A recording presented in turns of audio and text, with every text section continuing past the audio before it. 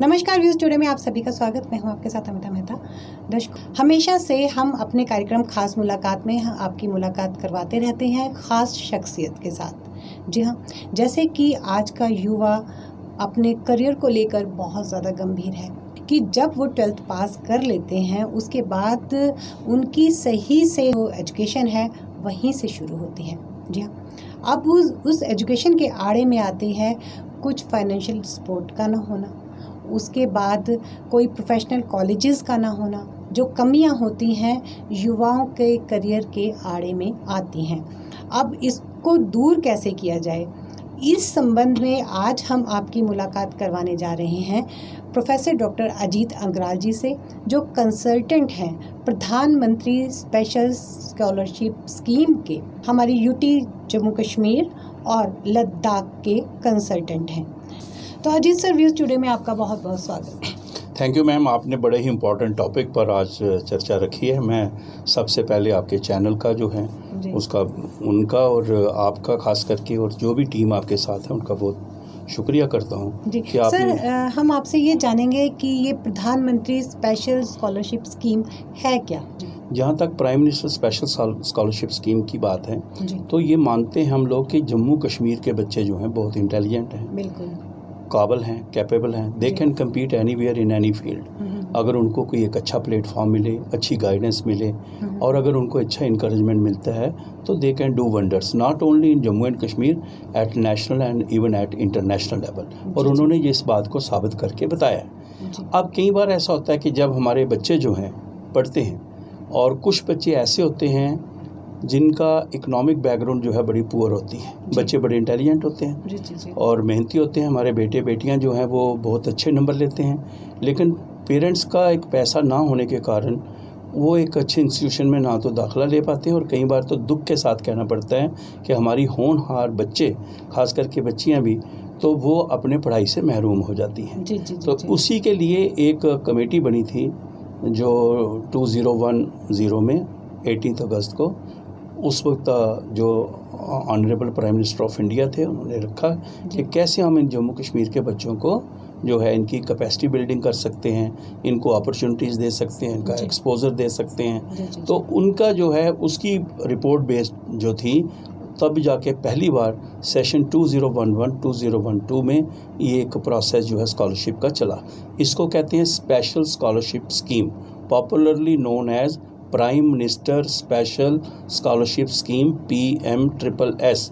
ये स्कीम सिर्फ जम्मू कश्मीर और लद्दाख के स्टूडेंट्स के लिए, और अपने आप में एक बड़ी यूनिक स्कीम है। जो तकरीबन मैं समझता हूँ कि इसमें जिस तरीके से सपोर्ट सिस्टम है, कम ही किसी और स्कीम में ऐसा मिलता है।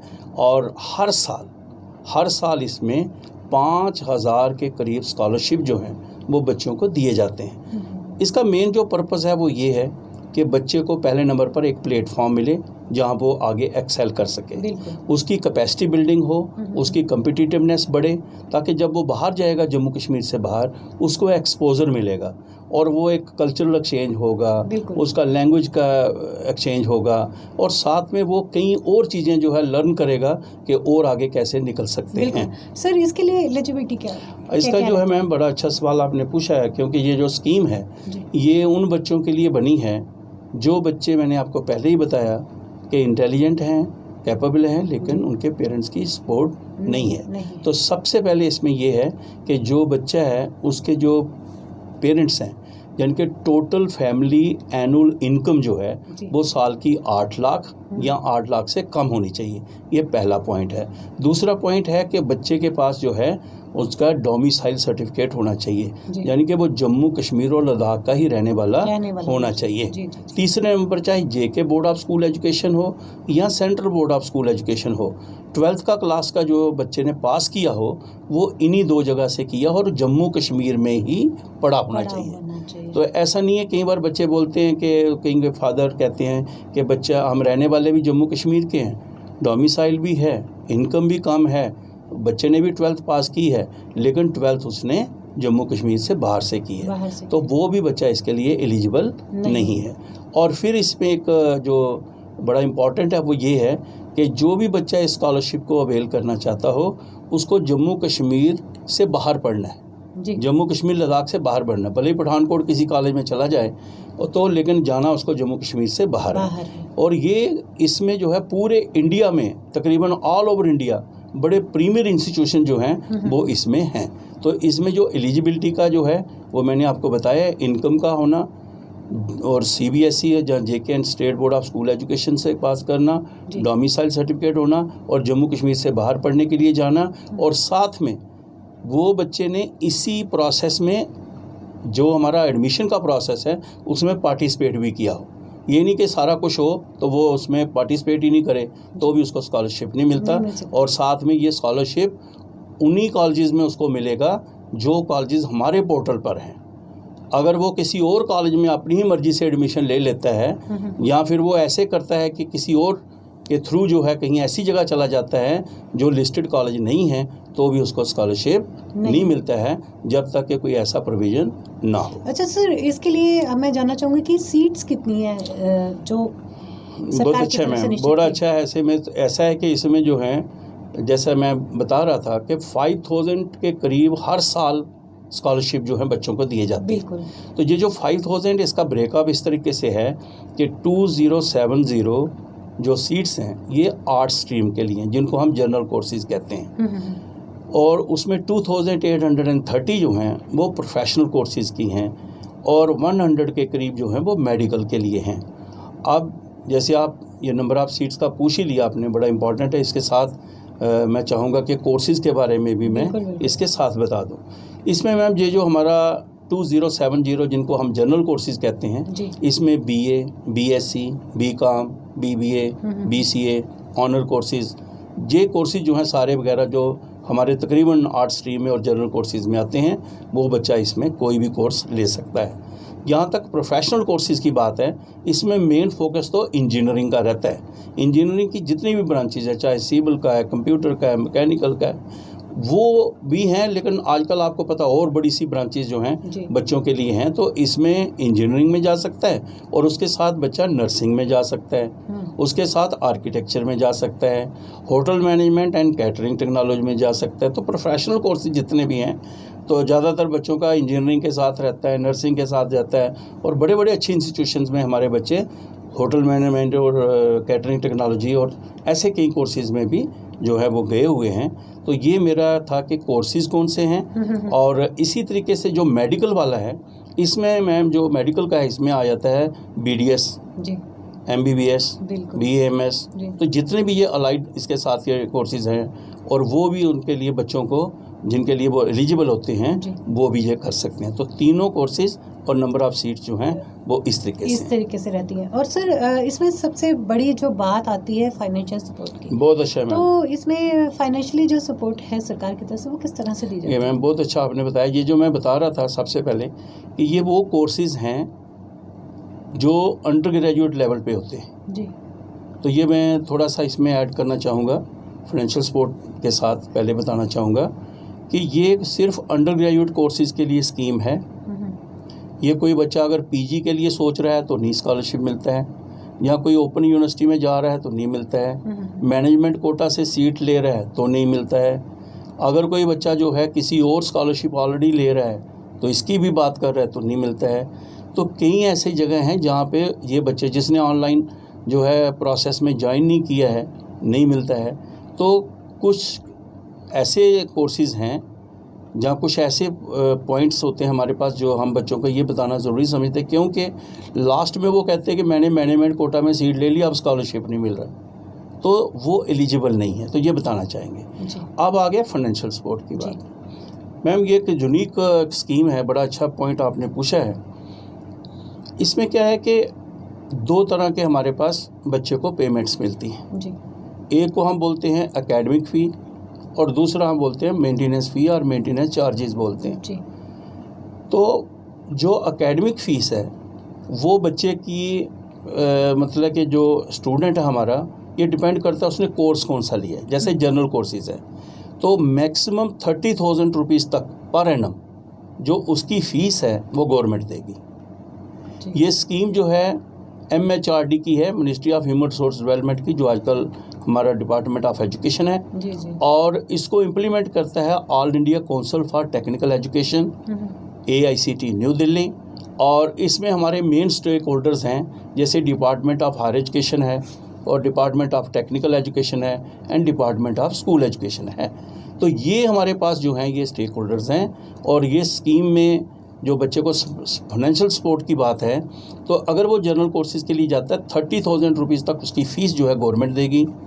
अगर वो प्रोफेशनल कोर्सेज़ के लिए जाता है 1,25,000 तक गवर्नमेंट देगी। और अगर वो मेडिकल के लिए जाता है तो उसको 3 लाख रुपए यानी कि 3 लाख रुपीज़ पर एनम उसको फ़ीस जो है वो गवर्नमेंट देगी। यहाँ पे एक बात मैं थोड़ी क्लियर करना चाहूँगा, ये मैक्सिमम लिमिट है। जैसे प्रोफेशनल कोर्सेज़ का हमने कहा कि मैक्सिमम 1,25,000 है, मगर अगर किसी कॉलेज की फ़ीस 80,000 ही होगी तो 80 ही मिलेगा, 70 होगी तो 70 मिलेगा। क्योंकि कई बार बच्चे कहते हैं कि आपने कहा था 1,25,000 तो फ़ीस 80 है तो बाकी पैसे किधर हैं। अच्छा। तो ये मतलब बच्चों को नहीं है, ये फ़ीस उतनी है उतनी ही जाएगी कॉलेज के अकाउंट में। बिल्कुल। अच्छा सर, एक बात और आपसे बात करते करते एक बात और दिमाग में आ रही है कि इसका जो एडमिशन प्रोसेस है वो किस तरह का रहता है? बिल्कुल मैम, बड़ा इम्पॉर्टेंट पॉइंट है। तो मैं इसका पहले जो बता रहा था, तो ये 1,25,000 जो है प्रोफेशनल कोर्सेज़ का, 30,000 जो हमारा जनरल कोर्सेज़ का, और मेडिकल का मैंने 3 लाख रुपीज़ जो है वो बताया है। इसके अलावा जो मेंटेनेंस चार्जेस हैं जी, हर बच्चे को हर साल 1 लाख रुपया उसके अकाउंट में जाता है जी, जिसके साथ वो हॉस्टल की फ़ीस देगा, मैस का खर्चा, बुक्स के बारे में, स्टेशनरी की और छोटे मोटे खर्चे जो हैं किसी भी कोर्स का वो हो, किसी भी कोर्स का हो, तीनों को। बहुत अच्छी बात मैम, तीनों कोर्सेज़ में उनको 1-1 लाख रुपया मिलना है।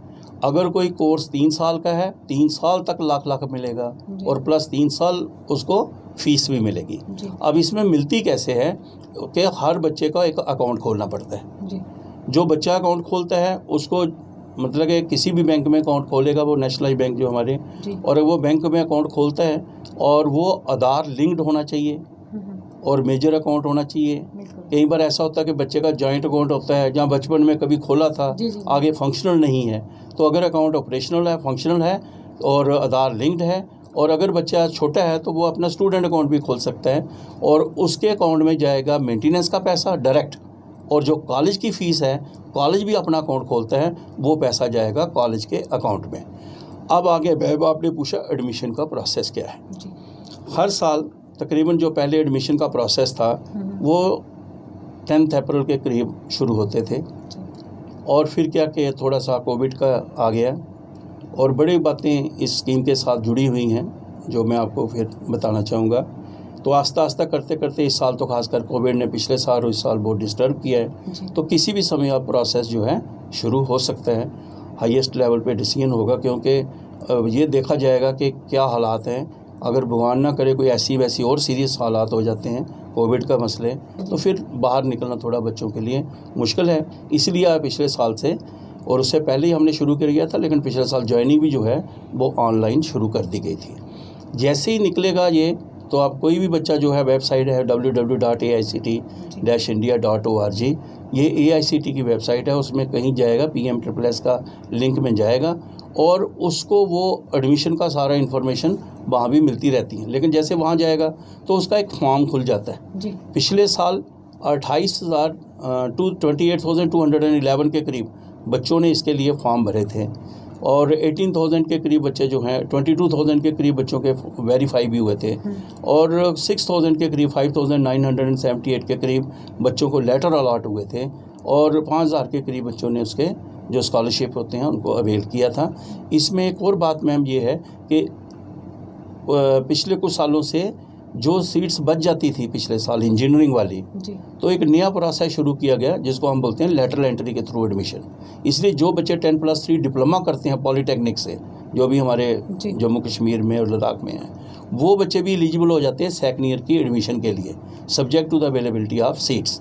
तो इस तरीके से जैसे ही बच्चे का वो प्रोसेस एडमिशन का होगा, वो फॉर्म भरेगा जिसमें उसको अपनी इन्फॉर्मेशन देनी है, उसको अपने रिज़ल्ट जो एकेडमिक्स रिकॉर्ड है उसकी देनी है, अपना सारी इन्फॉर्मेशन उसको अपलोड करनी है और उन इन्फॉर्मेशन को जैसे ही वो सारा अपलोड करेगा तो तब उसका वैसे भी एक फॉर्म खुल जाता है एडमिशन का, पूरी फादर्स नेम, मदर्स नेम, क्या परसेंट है या बैंक, सारा उसको है। तो बच्चे को क्या करके तैयार रखना है, अपने सारे सर्टिफिकेट जो हैं, चाहे डोमिसाइल सर्टिफिकेट है, 10+2 का सर्टिफिकेट है, मैट्रिक का सर्टिफिकेट है, और बैंक का आधार लिंक्ड है, अपना पासपोर्ट साइज फ़ोटोग्राफ है, डेट ऑफ बर्थ सर्टिफिकेट है, स्कैन सिग्नेचर अपने कापी उसके पास है, और ये सारे सर्टिफिकेट, इनकम सर्टिफिकेट, सारे के सारे सर्टिफिकेट बच्चे को ओरिजिनल अपने पास रखने हैं, और उनकी 2 कापीज़ जो हैं, सेट्स 2-3 फ़ोटो कापीज़ करवा के अपने पास रखने हैं। और ये सारे जितने भी हमारे government higher secondary school Jammu Kashmir और लद्दाख में हैं, जिनके पास ICT फैसिलिटीज़ हैं, वो भी बच्चों को फैसिलिटेट करते हैं रजिस्ट्रेशन प्रोसेस में। और फिर क्या है कि जितने हमारे गवर्नमेंट डिग्री कॉलेजेस हैं और जो उनमें से जो आइडेंटिफाइड हैं फॉर वेरिफिकेशन, वहाँ जाकर बच्चे अपने ओरिजिनल डॉक्यूमेंट भी ले जाते हैं और अटेस्टेड कॉपीज़ भी ले जाते हैं। तो ओरिजिनल कापियों से वहाँ पर वो वेरीफाई किया जाता है, और जैसे ही वो वेरीफाई करते हैं तो वो एक रिपोर्ट देते हैं कि वेरिफिकेशन की, कि आपका डॉक्यूमेंट वेरीफाई हो गए हैं। उसी से बच्चे को आगे फिर लिंक खुल जाएगा चॉइस फिलिंग का।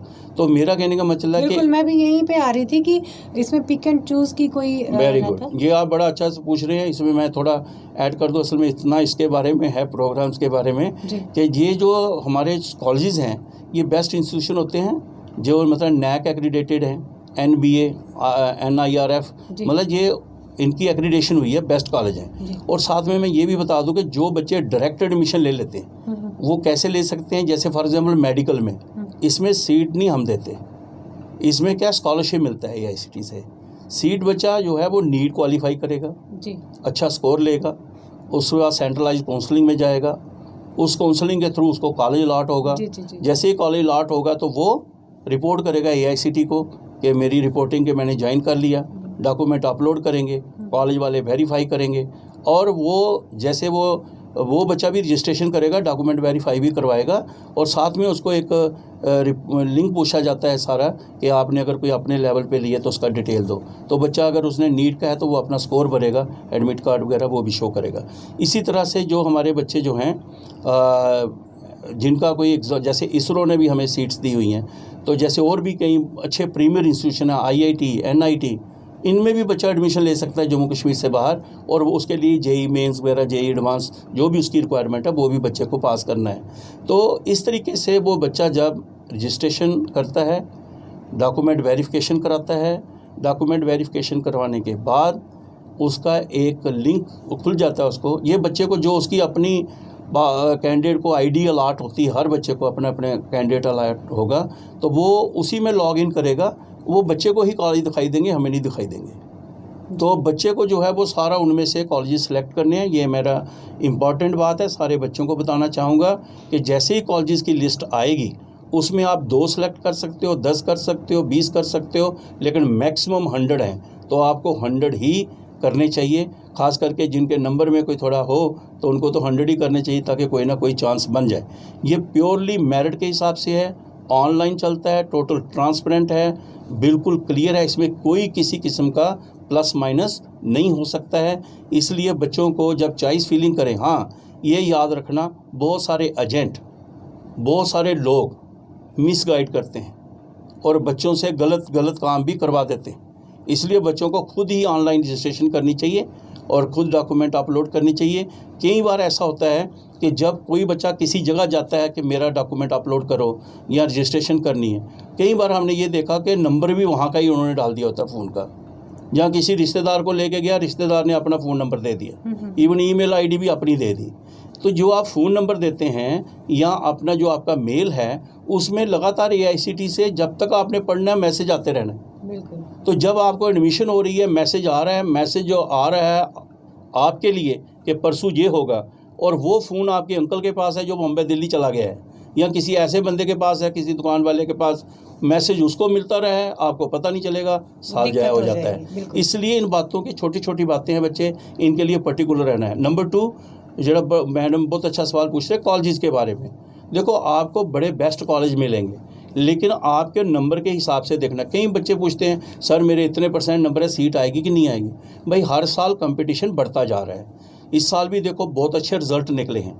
तो जैसे कंपटीशन बढ़ता है, सीट्स तो वही हैं, तो इसलिए वो उसका कट ऑफ भी जो है बदलता रहता है। जी। और उसमें क्या है, मेरिट हर साल जो है जिस तरह मेरिट बढ़ रहा है, तो मैं ये बच्चों को कहता हूँ कि इसके लिए कोई ऐसी एलिजिबिलिटी नहीं है कि इतने % वाला होगा तो अप्लाई कर सकता है। अप्लाई कोई भी कर सकता है, लेकिन सीट्स लिमिटेड हैं। यहाँ मेरिट के हिसाब से ख़त्म होगा, वहीं पे प्रोसेस सारा ख़त्म हो जाएगा। लेकिन आप फॉर्म ज़रूर भरिए, कभी भी चांस लग सकता है। और प्लीज़ 3 चीज़ें ध्यान में रखना, आप कौन सा कोर्स लेते हैं, आपके कितने % नंबर हैं, और आप कौन सा कॉलेज सेलेक्ट करते हैं। इस कॉम्बिनेशन से सीट अलॉटमेंट होती है। हाँ, इस स्कीम की एक सबसे बड़ी इम्पॉर्टेंट बात जो मैं आपको बताना चाहूँगा वो ये है कि इस स्कीम में जो बेस्ट पार्ट है कि जितने हमारे BA, BSc, BCom, BBA हैं, ये जो हमारे कोर्सेज़ हैं, इवन इंजीनियरिंग है, नर्सिंग है, इन सब के लिए कॉलेजेस ने हमें सुपर न्यूमरी सीट्स दी हुई हैं।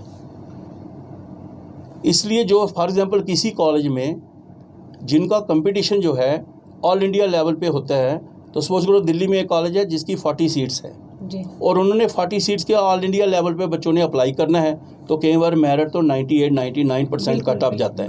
लेकिन उस कॉलेज में जो उन्होंने हमें 4 या 10 या 5 या कितनी भी सीट्स दी हुई हैं, उन सीट्स का जो कंपटीशन होगा उसी कॉलेज में वो हमारे जम्मू कश्मीर और लद्दाख के बच्चों के बीच में होगा। ये तो बहुत अच्छी बात है। इसलिए जब उनको 98-99% कट ऑफ है, हो सकता है ये वाले 78%, 85% में ही दाखिल हो जाए। बिल्कुल, तो this is one of the, ये चाहिए। बहुत फ़ायदा है, क्योंकि इसके लिए बच्चे ने कोई एग्ज़ाम नहीं देना। ऑल इंडिया का इसमें जो हमारी सीट्स है ना, इसके लिए बच्चे ने कोई रिटन टेस्ट नहीं देना है, कोई इंटरव्यू नहीं देना है। हाँ, जिनके लिए रिक्वायर्ड है, जैसे फॉर एग्जांपल NIT में, IIT में ऐसे जाता है बच्चा, इसरो में, तो जहाँ JEE एडवांस चाहिए, JEE मेन चाहिए, वो उसकी एलिजिबिलिटी है। लॉ के लिए जाता है तो क्लैट पास होना चाहिए, ठीक है। आर्किटेक्चर के लिए जाता है तो नाटा पास होना चाहिए। तो जिनकी वो एलिजिबिलिटी है वो तो उसको वहाँ चाहिए, क्योंकि वहाँ पे उसने क्वालिफाई करके एडमिशन लेनी है, AICTE को रिपोर्ट करना है, और रजिस्ट्रेशन और डॉक्यूमेंट वेरिफिकेशन और रिपोर्टिंग जो है, इन प्रोसेस से उसने गुजरना है। लेकिन उनको बाकी कोर्सेज जितने भी हैं उसके लिए बच्चे को कोई भी रिटन टेस्ट या इंटरव्यू नहीं देना, और ये बड़ा अच्छा है। और पिछले साल से एक और अच्छी बात हुई है कि दिल्ली जे कॉलेजेस जो हैं उनको मैडम ये कहा कि बच्चा अपने लेवल पे भी एडमिशन ले सकता है। अगर किसी बच्चे ने दिल्ली अपने लेवल पे अप्लाई कर दिया और वहाँ का जो जनरल कट ऑफ है, जो मतलब ऑल इंडिया लेवल पे कंपटीशन में, अगर उसमें वो भी नंबर आ जाता है उसका, तो भी उसको हम स्कॉलरशिप देंगे। वो रिपोर्ट करेगा, प्रोवाइडेड उसने ऑनलाइन रजिस्ट्रेशन, डॉक्यूमेंट वेरिफिकेशन, इस प्रोसेस से वो गुजरा हो। सर, आप हमारे कार्यक्रम में आए और आपने PMSSS के बारे में बहुत सारी जानकारी हमारे दर्शकों को दी। आशा है कि हमारे दर्शक इसका लाभ ज़रूर उठाएंगे। लेकिन दर्शकों, मैं आपको बता दूं, अगर आपको कोई भी कन्फ्यूज़न है, आप अजीत अंग्राल जी के फ़ोन नंबर 9419144030 पर संपर्क स्थापित कर सकते हैं। तो दर्शकों, आज का कार्यक्रम बस इतना ही। अगले कार्यक्रम में फिर से होगी मुलाकात, तब तक के लिए दीजिए इजाज़त। नमस्कार।